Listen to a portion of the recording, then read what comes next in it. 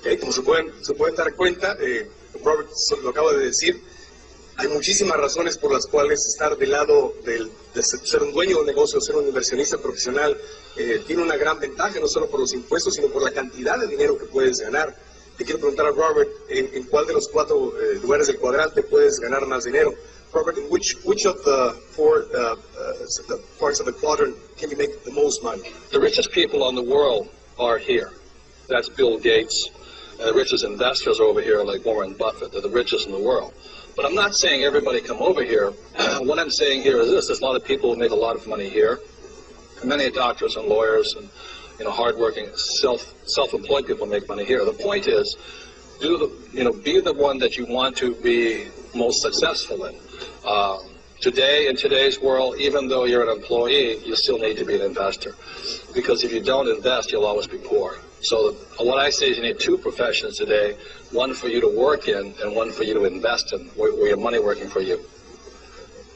Le quiero preguntar ahora a Robert, ¿cómo es que cash flow nos ayuda a entender esto y a encontrar una profesión para nuestro dinero?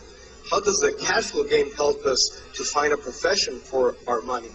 So this here is a cash flow game, and our school system trains most of us to go into what's called the rat race here.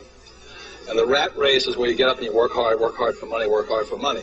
But the fast track outside is where the rich invest. And one of the reasons the rich get richer is because this is where the real money is made, on the fast track. But the key to the whole cash flow game is this right here.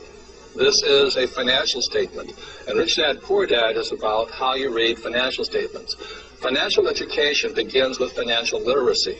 Do you know the difference between income, expense, assets, and liabilities? So it is the only game in the world that actually teaches people to understand what accountants know, but also what investors know. See, accountants are generally on this side here, and investors are on this side. So it is the first game that actually combines 2 professions, accountancy and investing.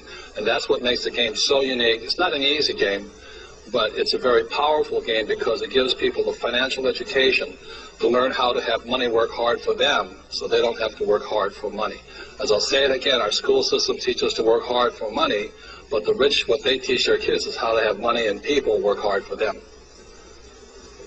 Le quiero preguntar a Robert por qué es importante o cuál es la ventaja de aprender con un juego de mesa en contra de solamente leer el libro. What would be the advantage of playing a game and learning as opposed to just reading the book? Well, I love this game because as a kid I didn't do well in school. I found school really boring, and I always liked games. And in fact, I learned to be an investor with my rich dad, playing the game of Monopoly. And when I was just 9 years old, my rich dad would play Monopoly with me over and over and over again. And he said to me, he says, the formula for great wealth is found in the game of Monopoly. And most of us know the formula is 4 green houses, 1 red hotel. 4 green houses, 1 red hotel. So when I was 9 years old, I saw the future. I went, oh my goodness, that's all I have to do? And my rich dad said, yeah, that's all you have to do. So I was 9 years old. And then he took me out and he actually showed me his 4 green houses, what represented it.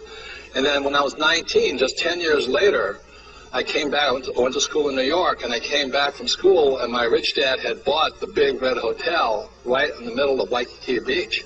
And I realized that my rich dad was playing the game of Monopoly in real life. And today, that's what I do, is I build companies as an entrepreneur, and I play Monopoly here, 4 green houses, 1 red hotel. The problem with Monopoly, it doesn't go into this here. This is called a financial statement, which is the key to financial literacy. So the reason games are so powerful is we just found this piece of information. It came out in 1969, and it's called the Cone of Learning. And what the Cone of Learning says is the worst way to learn is via reading. Again, this is 1969. This is not my chart. And the second worst way to learn is via lecture. And our schools, the reason I found school so boring was I'm not a very good reader, and I don't like listening for too long. So that's the worst way. So a lot of times when they say a student is smart, they're probably good readers, and they like sitting there and listening, which is not my way. I like to do things. Now, the same gentleman, Dale, in 1969, found that the best way to learn is doing the real thing. So for me, I learn a lot by going out and actually investing and building companies. But he said the second most important thing according to this gentleman Dale in 1969, who's also a teacher. He said the second best way to learn is via a game, a simulation. So that's why we created the cash flow game. It's a lot harder than Monopoly, a lot more complex, but it's very close to the real thing. So if I could review it again here, is reading and lecture is the worst way to learn, but that's what we do in our schools, and that's why so many kids like me just jump out the window. You know, I was so bored, I didn't want to be there.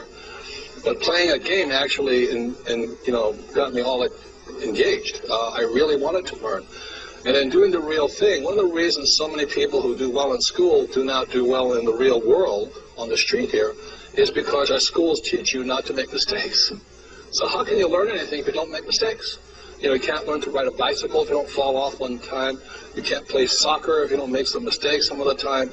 So the reason a lot of times people who do really well in school, because they can read and listen to lecture, don't do well in the real world, is because they're afraid of making mistakes. So the power of a game is a game teaches people to play the game just before they do the real thing. So I recommend playing that game at least 4 to 10 times, and then teaching other people, because the more you teach other people, the more you learn.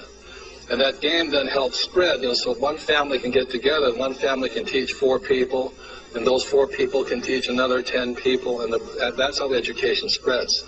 So you don't have to go to school to learn to be rich, just play cash flow, and read this book and the cash flow quadrant, and you'll understand a lot about how to have money work hard for you, so you don't have to work for the rich or work for money the rest of your life.